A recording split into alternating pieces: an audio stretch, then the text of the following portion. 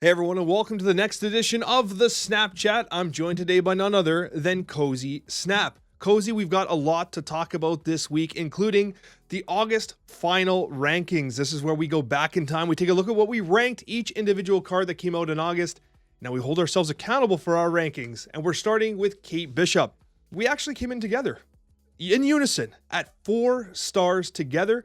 Kate is currently running a 51.2% win rate at 26% of the meta share. We both came in at 4. How do you think we did? Yeah, I think we did good. I think this is probably, looking back at the month, this is the best card of the month. If I look back, I think this is right there. So that spoils the rest of it, but I think this is mainly because the universal play of her is what makes her great. She's in so many different decks. She's fantastic for the curve play. And she kind of ended up where we thought she would. And so I think, 4 was great. I would probably bump her up just because, the standard of the month, she would go up from there. It's interesting to hear you say that because, I actually don't think she's the best of the month, but she is by far the most played. She's by far the most versatile. Yours is Marvel Boy, then I'm guessing? You know what? I don't know. I'm still deciding. I'm still deciding on what I'm going to deem the best. You know what? I'm going to take that back. You are probably right. In terms of overall stats and overall playability, Hawkeye, or Kate Bishop, as I should say, is most certainly probably tops of the month. But that isn't to say that we don't have several high impact cards. What I think it is, though, is that we expected Kate Bishop to be good. We didn't expect her to be extremely universally meta relevant. But there are cards on this list that we expected to underperform that have surprisingly overperformed to some degree. So I do think that Kate Bishop kind of met expectations where some of the other ones have exceeded expectations in a way that leads me to almost say was she the best of the month? You know what I mean? That's kind of where I'm at, but I will ultimately agree at a 26% meta share. You can't argue that Kate Bishop's legit. With how much we prep for just all the new activate stuff, I didn't put a lot of thought right away of where do I rank all these? And so that was just on the fly. Yeah, I'm thinking back and I'm because I have some statements about a couple cards, a couple overall thoughts. But yeah, Kate Bishop, I just think it's the flexibility. For me, she just upsets me all the time because she gives me the wrong arrows. But she's great. She's a good card for sure. And 27% play? That's insane. Yeah, so 26% play rate, if I remember correctly, it is 26%. And the other thing though is you bring up the arrows, which I think is important.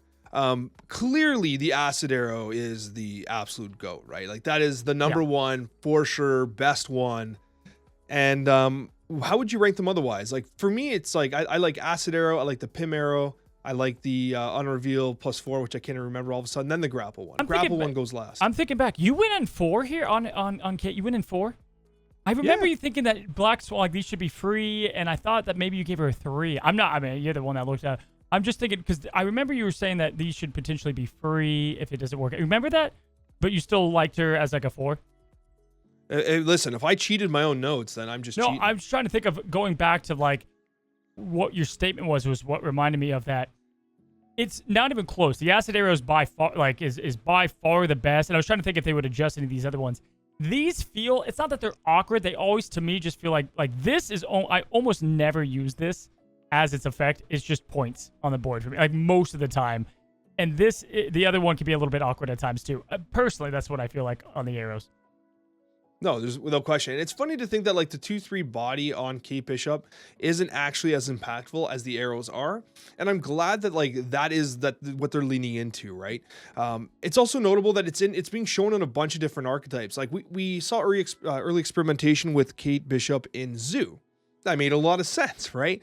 But we've also seen it in the Ultron decks where you're playing Sandman and stuff, or that early Clog. It's being played in Clog, right? Because with Loki Erisham, the idea that these cards can cheat out energy so effectively and just play on curve, on tempo so much better than you by playing the Acid Arrow, by playing Debris, by playing Green Goblin and White Widow, you restrict their ability to even use their board state.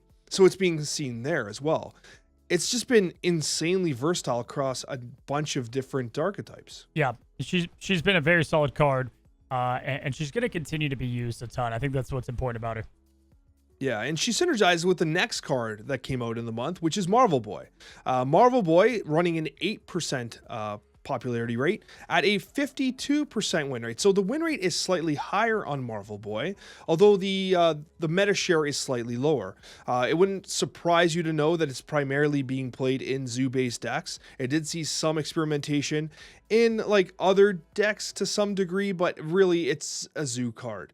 How has your experience been with Marvel Boy? This video is brought to you by Crushers. Crushers is a real-time PvP puzzle battler that honestly I've been playing a ton of lately and having a lot of fun with it. It's getting updates very frequently, which gives players the opportunity to experiment with new heroes and basically adjust their team compositions to min-max their opportunity to win trophies and climb the ladder. When it comes to playing Crushers, honestly the gameplay is great. It's very engaging and you get to use special abilities alongside of different combo breakers in order to ensure that you can do maximum damage to your opponent and get those dubs. Crushers is still in closed beta and available in several regions worldwide. Use the link in the description down below and in the pinned comment as well with code Alexander to get advanced access.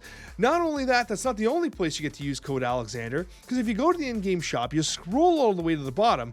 In the creator code section, put Alexander and you'll get 500 free gems, their premium currency, if you can gain 500 trophies in game. And all you gotta do is just play. And you get about 30 trophies per win, so you'll get those 500 in no time. We'll see you on the battlefield. It sounds so weird like phrasing this. He feels the best this month. Like even though he's not, he feels that like the impact that he brought to one archetype was the best. And it's, you know, moving forward, he needs to be there in that archetype. And so, and I like him a lot as a card too. And so what did we, you gave him a 5, I remember. I gave him a 4.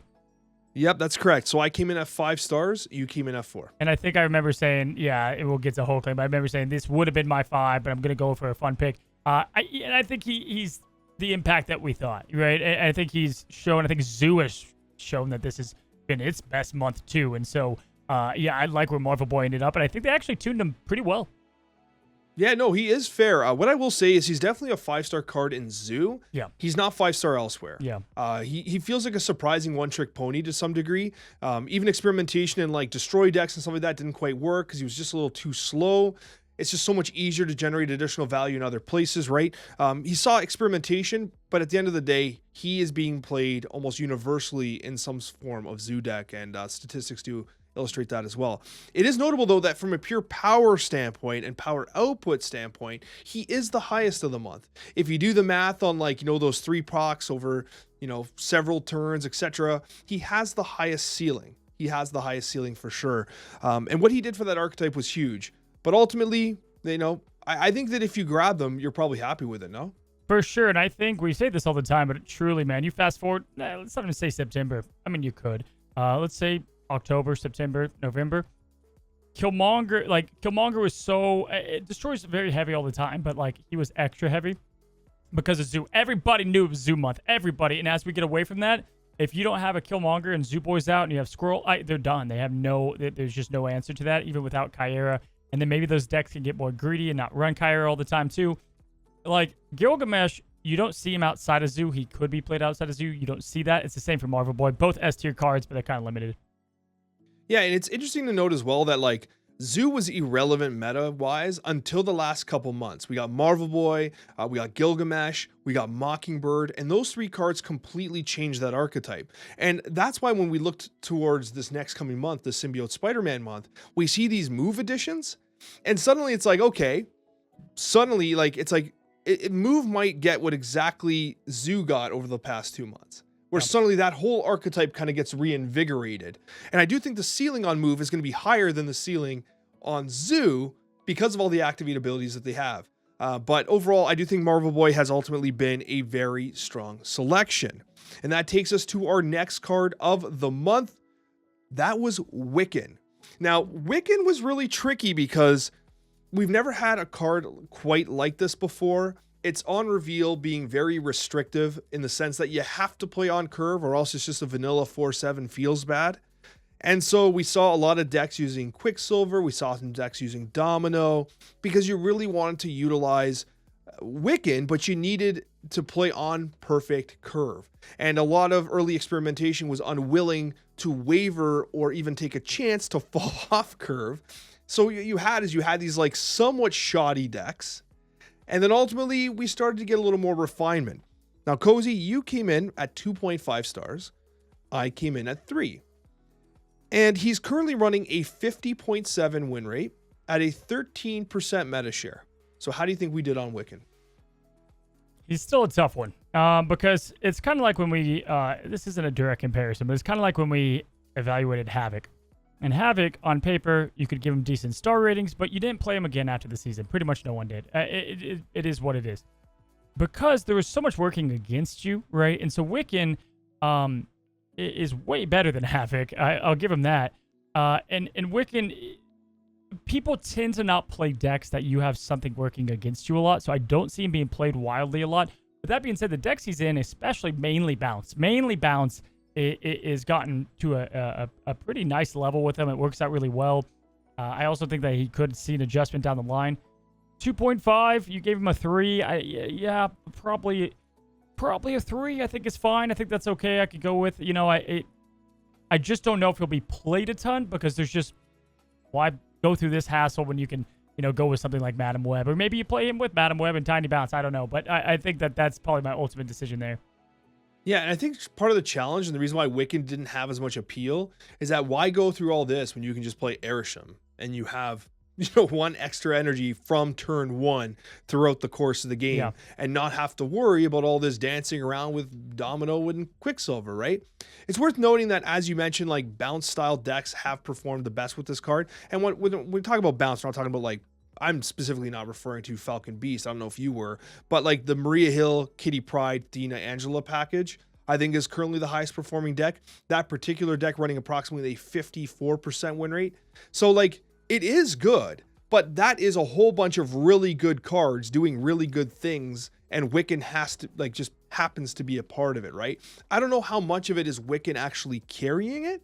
You know what I mean? Like, I don't think the extra 2 energy is a huge component of the success of that deck or the other decks that Wiccan happens to be in. And who knows, maybe like an Agent Coulson curve to Symbiote Spider-Man, and then you can get the Activate later, and then you have something to do with this energy. Like, maybe that's really strong, and like the Activate could really help Wiccan down the line.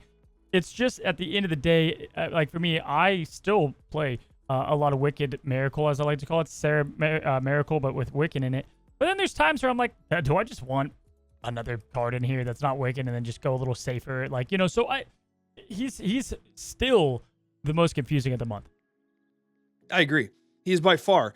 But he has overperformed expectations, I think. I think we expected a little less from him. Me in particular, right? I was particularly low on him in like initial previews and then warmed up to him over time, which I think is actually kind of we flipped, right? Well, yeah, because what happens is like it's not always obvious, but the meta conditions are hard to predict at first, and then you get OTAs, you get patches, you get changes, and those changes are often in service to the season that's coming out. So our earlier predictions, even 3 weeks prior, they can often get kind of like shifted because of the meta shift for sure, right? And it's not always to pick up on that. Like when I did my Spotlight Cash video a couple weeks ago, like, I wasn't as high on, some of the cards, this and that, but then the meta conditions have shifted. OTAs happen, things change, right? And so with Wiccan, I think that it was unique enough that we needed very deliberate deck building. And so I'm glad it came out at least a good card. I don't even know if it's a good card yet. I think it's just fine, and maybe that's just fine. And what's more than just fine, I think, is this week's next card, and that is Speed. Now, Speed to me is probably the card that surprised me the most this season. And we started at a very interesting spot. And I got to give you credit, Cozy. I got to give you credit. Speed was one of the cards that pretty much everyone was universally pretty low on. I started the conversation humming and hawing around the 2s range, ultimately deciding to go with a 3-star rating. You started at a 3-star rating, and then hummed and hawed, and ultimately ended up at a 4-star rating. And I think you were absolutely correct to give Speed a 4-star, because this card is really good. In fact, I think, and I'm just throwing it out there, if it wasn't for Kate Bishop being as universally playable as it is, and if it wasn't for the straight up power output of Marvel Boy in perfect conditions, I think Speed could very well be the best card of the month. Yeah, so I remember you took, as you phrased it, you took a point from Speed and gave it to Wiccan in your ultimate ratings. You're at a 2, and then I think I kind of led into it being just good stats, right? And that it's had this motto that everyone's saying now that it's like, it's boring, but it's good. And I think that's okay. I think ultimately it's a Series 5, and like if you remove all that stuff, it's a good card, right? Like at the end of the day, if you remove it, I think towards like the more recent rankings, even I gave it a 4 at that point. Like I was even more on it. And then it released, and then I gave it like a 2.5 or a 3 on my video the next day. And now I'm back kind of where I'm at. I think it's just a good flat curve card that's going to see play over time. I think people were way too harsh on it because it's boring. And Speed is he's such an anomaly of a card this month. It is. And I remember, like, do you have the need for Speed? And I was like, probably not. But as I played the card and, even in my first impressions, like in my stream where I was covering the card, I was like, yo, this is good. Like, he's getting to 9 power. I played Surfer. He's 11 power. Like, how could this be bad? No one's playing Enchantress on him. No one's being like, oh, Speed's out. Gotta run Enchantress and Rogue. Like, no one cares enough. Like, he doesn't have enough of like, he doesn't have like the fireworks. He's not like a flare that's like, you gotta get rid of me, baby. He's just sitting there and no one cares. And that's where I could speak to, I'll speak to my analytics on YouTube even. So we'll get to Hulkling in a second, but he was my favorite card this month, which favorite and good don't mix, but favorite has to do with fun a lot of times, at least for me. And I actually think that's the case for a lot of the Marvel Snap community. Ho-hum, meta, who cares? If you go and look, Wiccan had an explosive amount of not only just viewership, but also just engagement. Because it was interesting. It was so cool. Whereas Speed, better card, probably, and definitely going to age better. Statistically, one of the worst videos I've put out. I think it's an okay video, but just the engagement on Speed was dead. Because no one cares. No one cares if it's good. It's boring, right? And so I think there's something magical about fun cards that are also good, fun cards that are boring. And then he's just a boring good card, which is a weird middle. No, I agree 100%. And like my video for Speed was exactly the same, right? And it's like you come away really impressed. But I think that like reading the text, reading the stat line, just giving it some thought, a lot of people just weren't enticed to spend their keys. They weren't enticed to spend their tokens. And so they had made their mind up right off the top that Speed wasn't worth their time. And yet we're playing it and we're thinking to ourselves, oh, damn, like this is almost no downside. Because generally speaking, you're trying to use your energy anyway. Like you're not playing Marvel Snap to just float over and over again, unless you're playing, high Evo, but then you're not playing Speed in a high Evo deck. That would make no damn sense, right? It just does its thing and it does it well. And it wouldn't surprise me, Cozy, if at the end of like the month, like 2 months from now, Speed is universally the strongest card from this list. It actually wouldn't surprise me if like the top meta shells are using it. Maybe Keep Bishop might not. I don't know. It's safe. It's just safe because like people are like, you don't get a 3/9 if you don't. Who cares about a 3/9? Like, and yeah, you don't get, let's say Thor, that could be a 10 or cool. You're just getting most of the time on average like a 3/6, maybe 3/7, and you get up to 3/8, 3/9. That's insane. That's just great. He's doing his thing. He's doing it well. And as we said, you could play him late. I think that's one of his best parts about him. Oh, there's no question. The late part is huge. And coming in late in the season was Hulkling. Now, this one here was pretty interesting. Hulkling was, well, Cozy, you know what? I'll let you lead the way on Hulkling. Oh, man. My mamma mia. So I originally, this was my 5-star. Now, I knew what I was doing when I gave it a 5-star. I clearly knew it wasn't right at 5-star, but I damn near would back up. It was a 4-star. And I can say with full confidence in recent memory, I don't even know there's only been, in my count, out of every new card, which we get one a week, there's been 3 that I've missed with one major, and this is right there. This is probably one of my bigger misses that I've had right there with like Grandmaster in its scope of what it could become.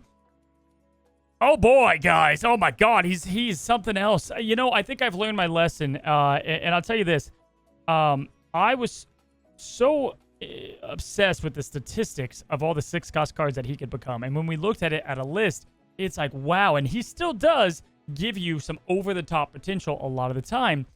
But at the end of the day, if a random card, so like Valentina did not end up being great either, because if a random card that has a random element is not overstated, Copycat for a great example, it's going to be bad, right? And the moment I knew I effed up, it wasn't even after we filmed. I mean, I saw some quote by Glenn saying, I think we went too conservative on him being a 6'11", and I was like, uh-oh, it's going to be bad.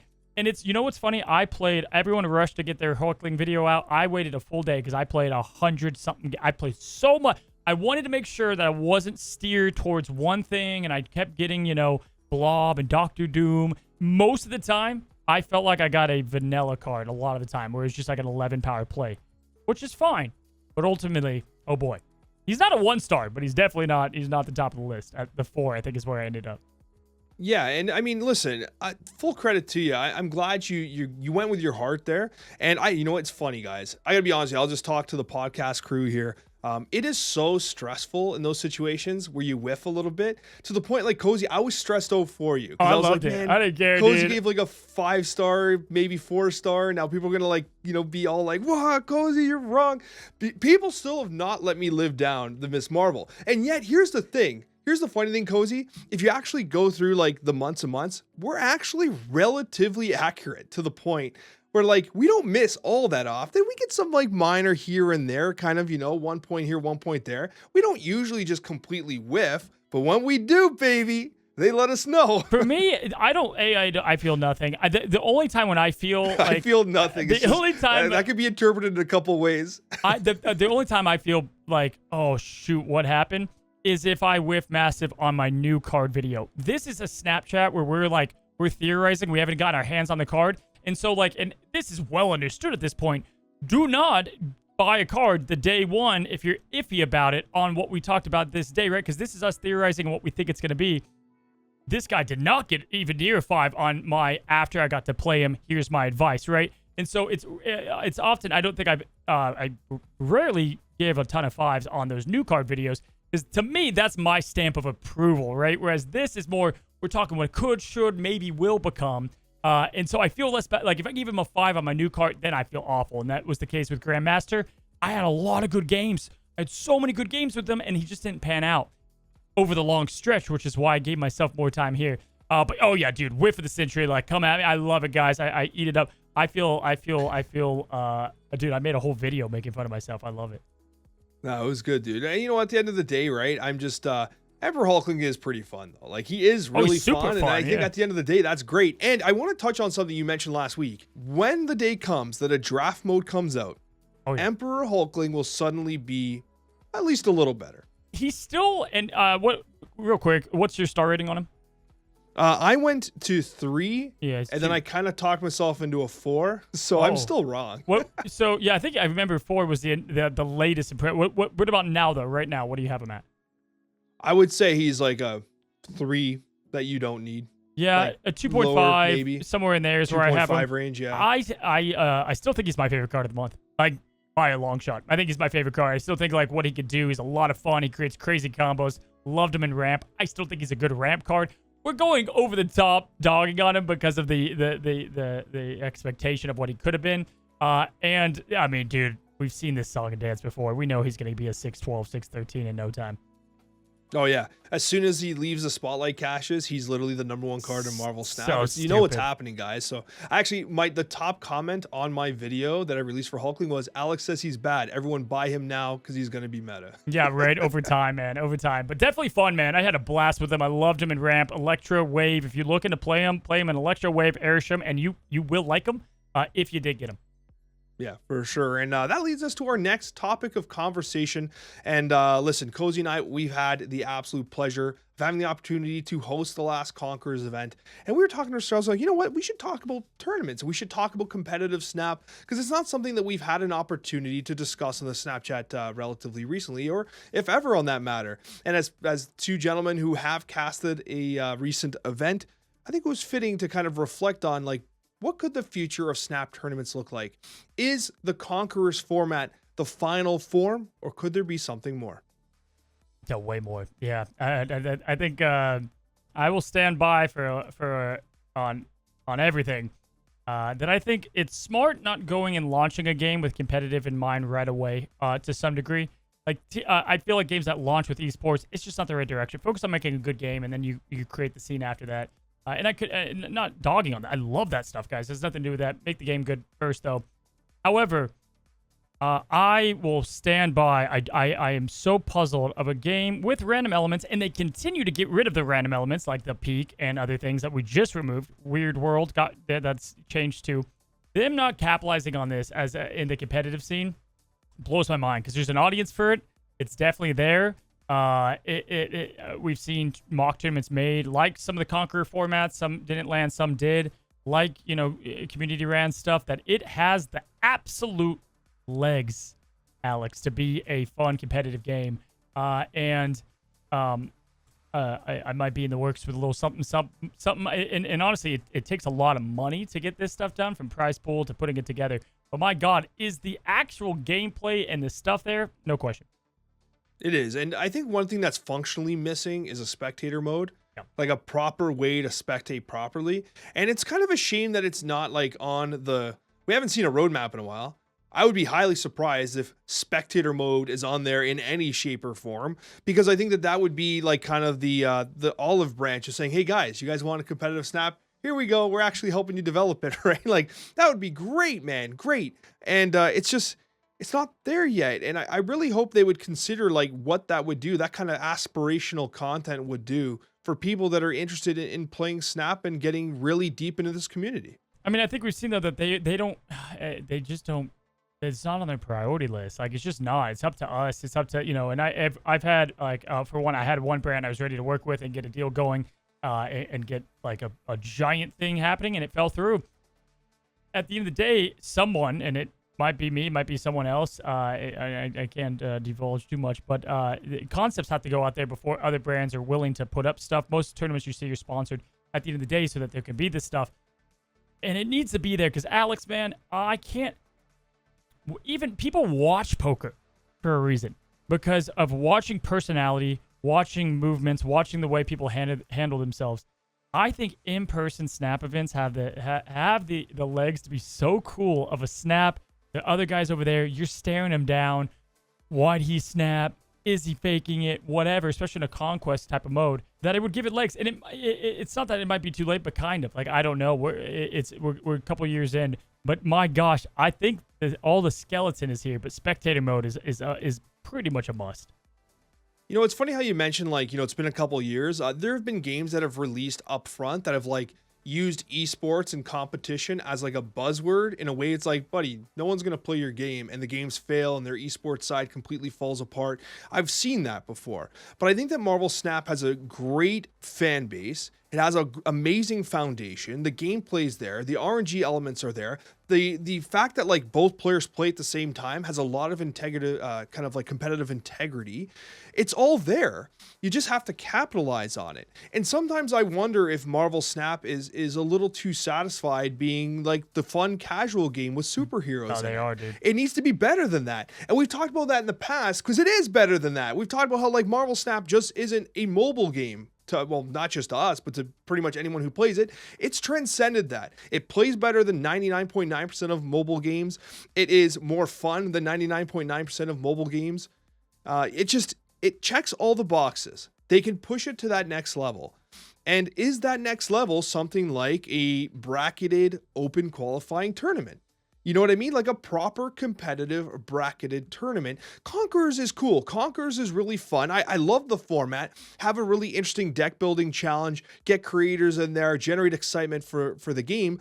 But what about getting literally the 32 best players in Snap and seeing who's number one? Yeah, absolutely. I think a lot of times why you see creators and stuff in these bigger things is that marketing is a lot behind it, but also... Yeah. Set up, if you had the number one player doesn't have a webcam, it's like you need them to have something, and that's fine. If that's the only qualifying thing is like make sure you have some way to show yourself and your gameplay, then cool. It works out pretty well. But I agree. I want to see truly who is the better players in the world. But also it takes things from Second Dinner that if they got to do when they're not doing it, just flat out, you guys aren't doing it. I just don't see it being that hard of a thing over the last 2 years to put together a custom mode, right? So even if you say, well, Snap's too random, Cozy, which I think it's balanced really well. I think that's the best thing going for it, too. There should be a thing where I can click, you see the locations all highlighted, and I can use my finger, and I can turn off locations. I can also custom set we're going to do no Loki, we're going to do no Arishem. And then you have this code generated, whatever, and then you can have your tournament with these boundaries set. Like, that is such a... It frustrates me because I think it's so easy to do. And I get it. There's going to be so many people that wouldn't play that, but there are so many things that it would do for it marketing-wise. And there are games that solely exist still and are still popular because of the scene of the competitive side around it. And, yeah, they've made their decisions. At this point, like, I've thought about it as one of the, bigger creators in the scene. I've thought, like, okay, is it up to me to do all this? And I've attempted a few times. There's some hurdles there for sure, but I definitely, there's no question that this can be done. Oh, there's no question that it should be done. And what I will say is, like, to your point that there are games that really like relish on this opportunity to generate a lot of excitement around the game. I came from Dota 2. Dota 2 does exactly that. Every single year, the International is not just a tournament, but it's like a celebration of everything that's Dota. And it brings in massive viewership on Twitch. It brings in massive interest in the game. There's like a special season pass. It's more like a battle pass, but there's like a special season just dedicated to that event. You can like bet fantasy and stuff like that based on like how different teams perform. It's an all-encompassed thing. And yeah, that's a little outside the scope that maybe Snap should do. But like even starting with like, we have massive conventions that do massive tournaments. Like you could use those spaces to do like 16v16, like brackets and stuff like that. There's so many opportunities to get competitive Marvel Snap out there and tell the average person playing, like, listen, man, you don't need to be on a podcast like Alex and Cozy. You could literally just be so damn good at this game that you get points, you rank, and then all of a sudden you get a chance to compete in open qualifying, and you could be on that stage where Alex and Cozy are like, look at this person crushing it on the big stage. Yeah, like Pokemon Worlds, and there's a million examples I can get. I mean, was I too harsh for what I was saying? I feel like it's like, what's the point of just beating around the bush? It's like at this point, and I get it. And let me back up. Like the first couple years, I do get there being a lot of focus on the casual stuff. But when it's like our 9th cosmetic update to cards, like that's really cool. It's still casual though. It's just like those resources should have gone to that, and I think it would have paid off bigger than they would have imagined. But time will tell. If we get a spectate mode, awesome. I think our kind of next on the roadmap, I think, is draft mode, and that's going to be a huge step in the right direction to bring players back and do a lot for the game. Game's still very healthy. I think people underestimate, just to highlight the casual thing, the amount of casual players in this game is ridiculous. Okay. A crazy degree still. But I think there could be more there in what we're talking about in the competitive scene. Yeah, we see a lot of interaction from like casual audience and new players and stuff. Like even Deadpool's Diner, as misaligned some of the start was and stuff like that. I think ultimately did bring in a lot of newer players. It did bring a lot of attention to the game. There was a lot of interest generated. So I do think that competitive Snap and tournament-based Snap could do the same thing.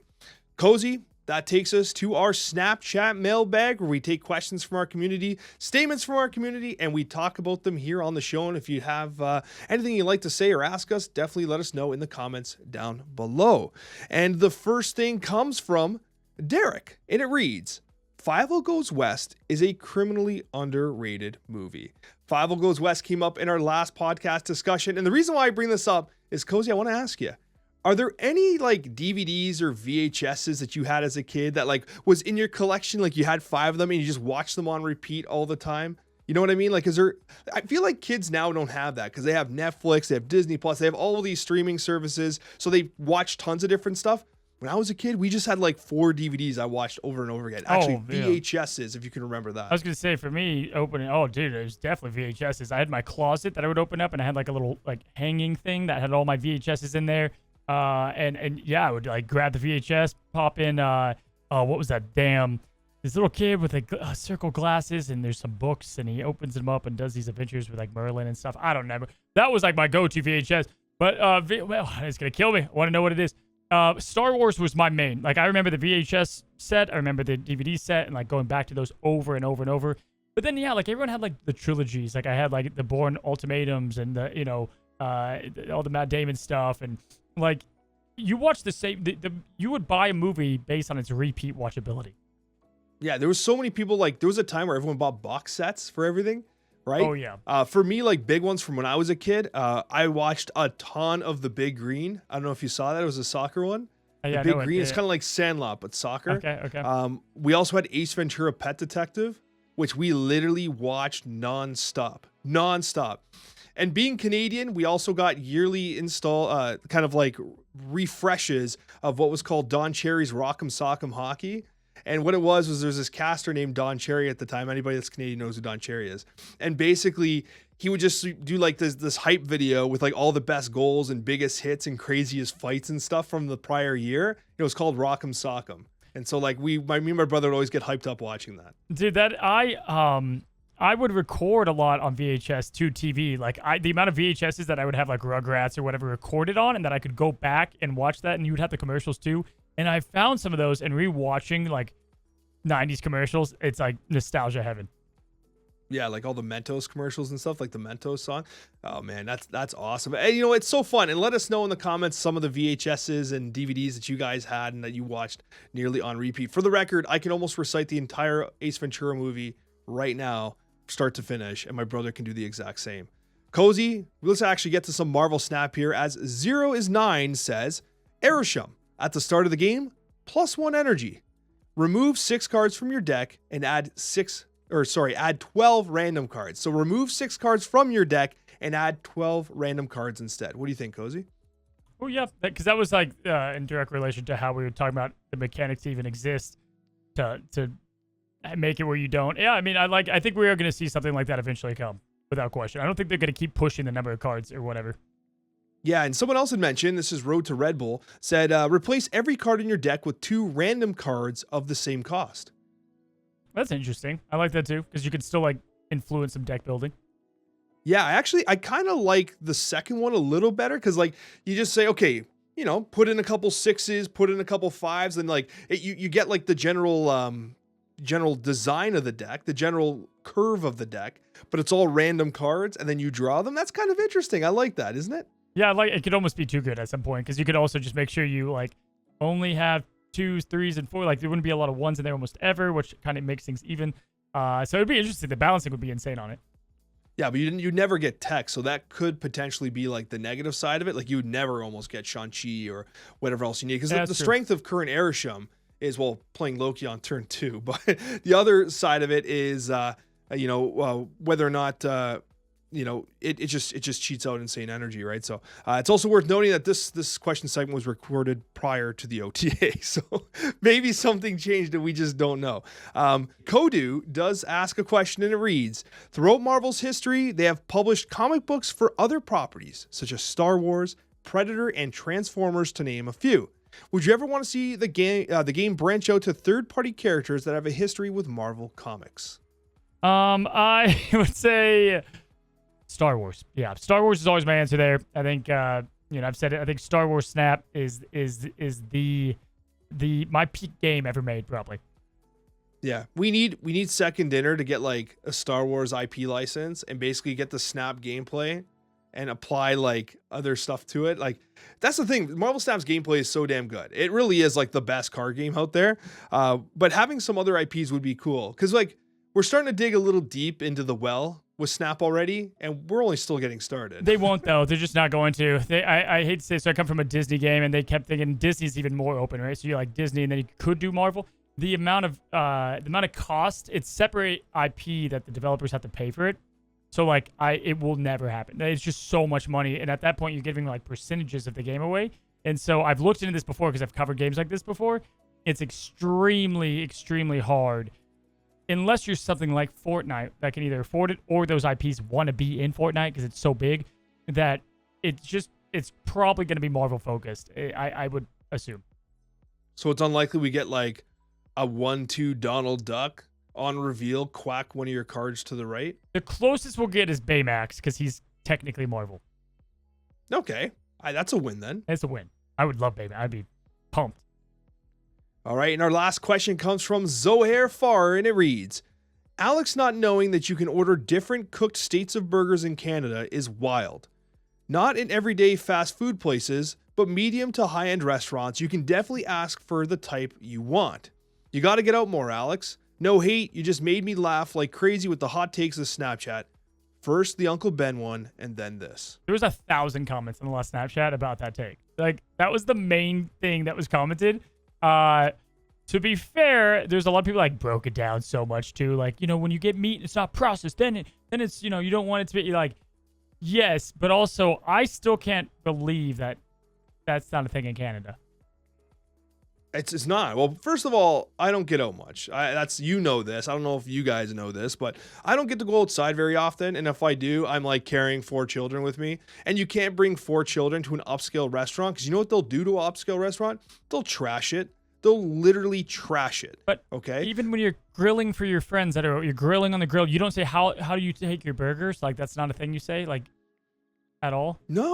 No, if I gave someone a raw burger in Canada, raw. they'd be like, what the hell are you doing? Are you trying to poison me, dude? It's not raw, though. That's...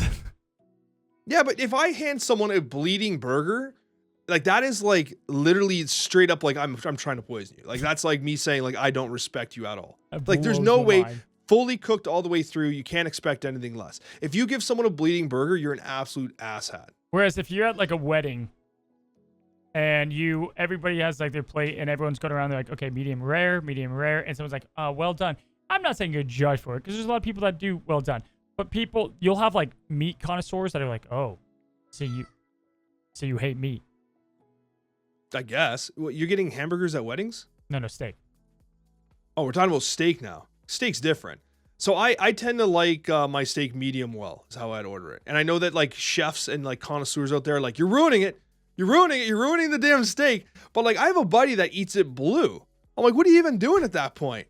You know what I mean? Like, it's barely cooked. It's like, it's barely seared. Like, I don't understand, man. But like, I don't get to go out for steak very often. You got some nice steakhouses in the States though. When you're coming here, we're gonna give you meat tartare, which is literally just raw meat, but it's processed, but it's raw meat. Is that like sushi, but beef? Kind of. Like poke. That sounds absolutely awful. But you know what, sir? It's a date. You won't take me on your Vespa, but maybe you'll take me a date to a steak tartare restaurant in California. Thank you guys so much for watching. We appreciate every one of you, and we'll see you on the next Snapchat episode.